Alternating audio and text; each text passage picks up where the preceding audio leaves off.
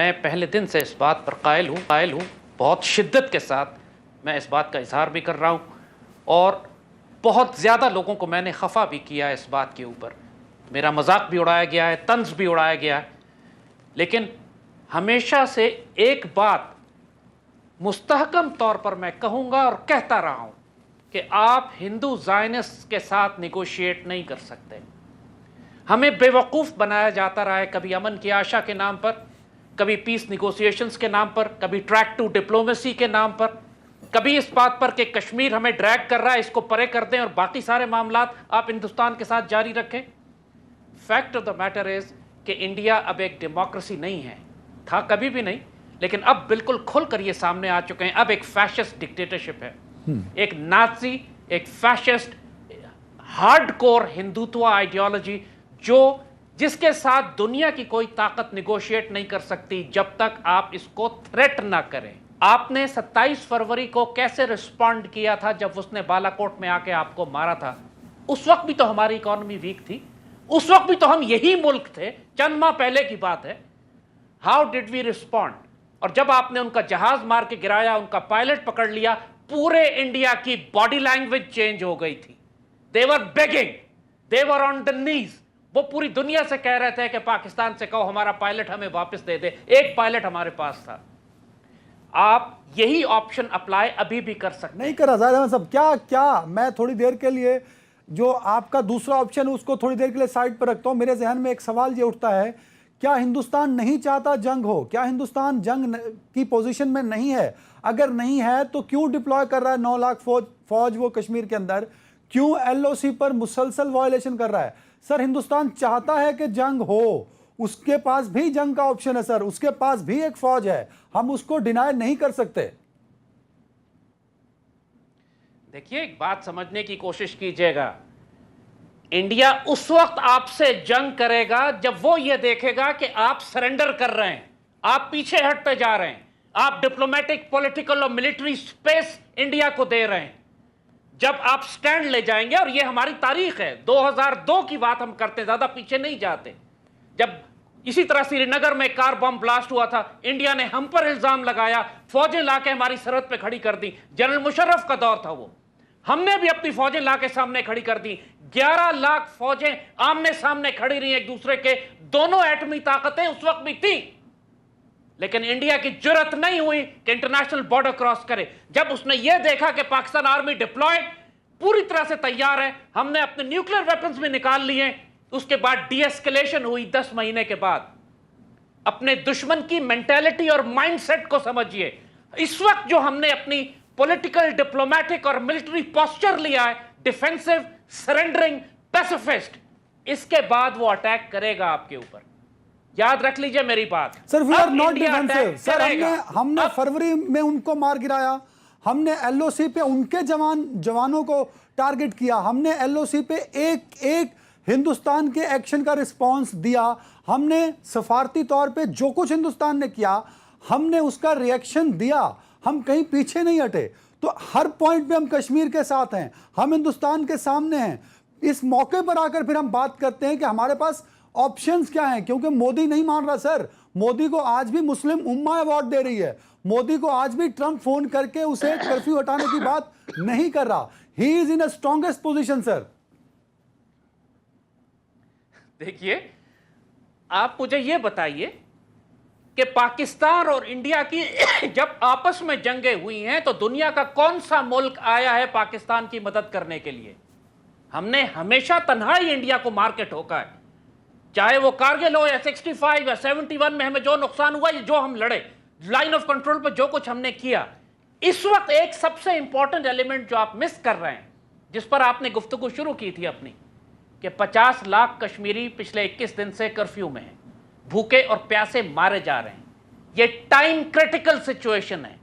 27 فروری والا کیس بھی نہیں ہے کہ جب ہمارے پاس ٹائم تھا کہ ہم اپنی مرضی سے بغیر کسی پریشر میں آئے ہوئے اپنے ٹائم اینڈ سپیس پہ ریٹیلیٹ کریں, اینڈ وی ڈیڈ.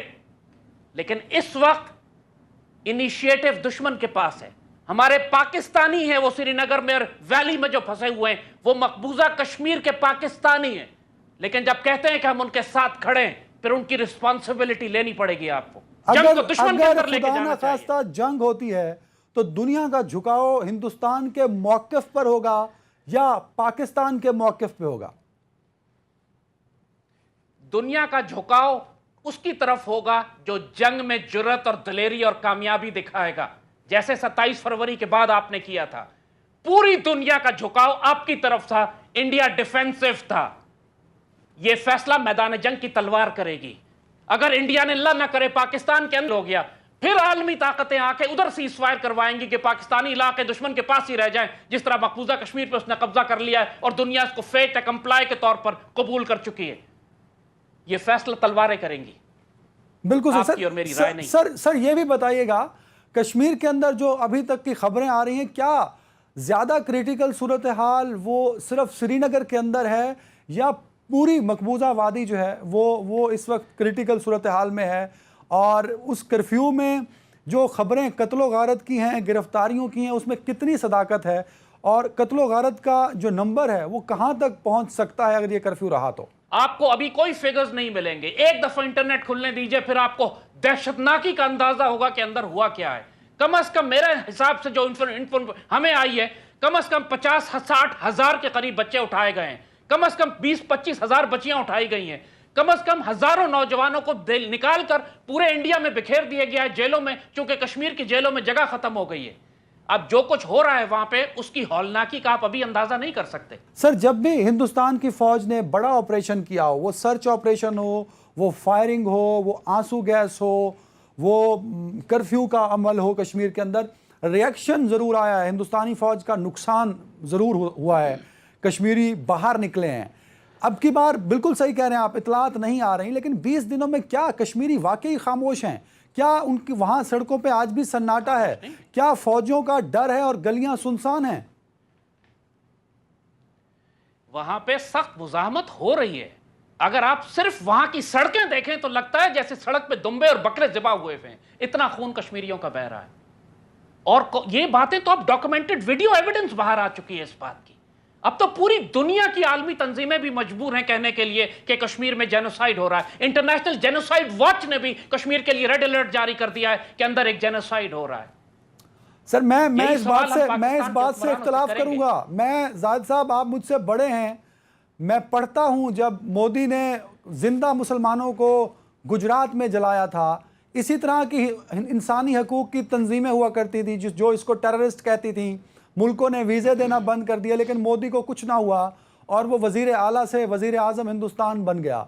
मुझे खदशा है कि कश्मीर में जो हो रहा है वो भी उसी गुजरात की एक माजी की तरह माजी बन जाएगा और दुनिया सिर्फ आर्टिकल लिखेगी, दुनिया सिर्फ टाइटल देगी, इसके अलावा कश्मीरियों के लिए दुनिया कुछ नहीं करेगी। दुश्मन खुद जंग नहीं चाहता इंटरनेशनल बॉर्डर्स पे, वो खुद एक न्यूक्लियर वॉर नहीं चाहता, वो खुद एक चाहता है कंटेन जंग हो कश्मीर में। दुश्मन की जब ये स्ट्रेटजी है, उसका ये ब्लफ है, तो आप एक्सप्लॉइट क्यों नहीं करते इसको? और अगर न्यूक्लियर वॉर होगी तो क्या उसका नुकसान नहीं है? पूरी दुनिया की तिजारत इंडिया के साथ होती है। अभी सऊदी अरब ने $75 अरब की इन्वेस्टमेंट की है। हमारा तो कोई नुकसान ही नहीं होगा, हमारी तो मईशत वैसे ही तबाह है, हमें क्या फर्क पड़ जाएगा? नुकसान तो दुश्मन का होगा, उसकी मईशत को, उसकी इकोनॉमी को आप थ्रेट करें। बिल्कुल सही। सर, आखिरी कमेंट आपसे लेना चाहूँगा। आप कहते हैं कि हम सफारती तौर पे ये महाज नहीं लड़ सकते।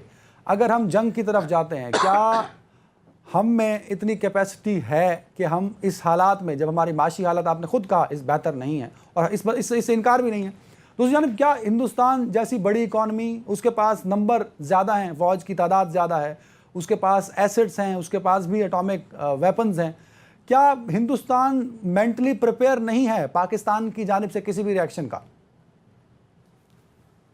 मैं फिर आपको फरवरी पे लेके जाऊंगा। क्या इंडियन एयरफोर्स हमारी एयरफोर्स से 3 गुना ज्यादा बड़ी नहीं है? हमने क्या हशर किया था उसका फरवरी में? खुद वो चीखें, पूरी एयर सुपीरियोरिटी हमारे पास थी। हमने अंदर जाके मारा उनको मकबूजा कश्मीर में, उस डिव हेडक्वार्टर को मारा जहां पे जनरल बिपिन रावत खुद बैठा हुआ था, उसके बाजू में हमने बम गिराए सिर्फ उसको सिग्नल देने के लिए। ये हमारी कैपेसिटी है। दे may be a bigger army, but we are a fighting machine. We are the Mujahideen of गज़वा Hind. ہماری پاک فوج کے ہمارے شیروں اور دلیروں کا وہ لاکھوں گنا زیادہ بھی ہم سے ہو جائیں تو مقابلہ نہیں کر پائے. غزوات میں صرف فوج کا کام نہیں ہے جنگ لڑنا سر. جنگ ہوتی ہے تو سب کو لڑنا ہوتا ہے. اگر خدا نہ خواستہ جنگ ہوئی تو کیا زید حامد خود ہتھیار لے کے فوج کے شانہ بشانہ جنگ لڑے گا؟ زید حامد آلریڈی دشمن کی صفوں کے پیچھے پہنچا ہوا ہے اللہ کے فضل سے. سر وہ تو ٹویٹر پہ ہے نا انڈیا سر اس وہ وقت ٹویٹر اگر پہ زید ہے. حامد کی میں آن فیلڈ بات کر رہا ہوں, آن فیلڈ سر. پاکستان کا کوئی شہری اب محاذ جنگ سے دور نہیں رہ سکے گا. اور آپ جس کو لائن آف کنٹرول سمجھ رہے ہیں نا, اللہ کی پناہ مانگے. لائن آف کنٹرول آپ کے لاہور, سیالکوٹ اور کہیں ایسا نہ ہو, اللہ نہ کرے کہ مظفر آباد کے آس پاس لڑی جا رہی ہو. کوئی پاکستانی اب سویلین نہیں ہے. ہر پاکستانی کو اس میں لڑنا پڑے گا. اور ہم آپ کو صرف وارن کر رہے ہیں, اللہ سے ڈریں, اللہ سے ڈریں اس وقت سے کہ جب جنگ آپ کو سیالکوٹ, لاہور اور مظفر آباد میں لڑنی پڑے. ہم لوگ جنگ کو جب تک اوائڈ کرتے رہیں گے, خوف کے مارے اس جنگ کو اوائڈ کریں گے, تو ہمارے نصیب میں ذلت بھی ہوگی اور جنگ بھی. جنگ کو آپ اوائڈ نہیں کر سکتے. دشمن تک لے جائیں ورنہ وہ آپ کے گھروں تک لے کر آئے گا. بالکل صحیح. بہت شکریہ زاہد حامد صاحب.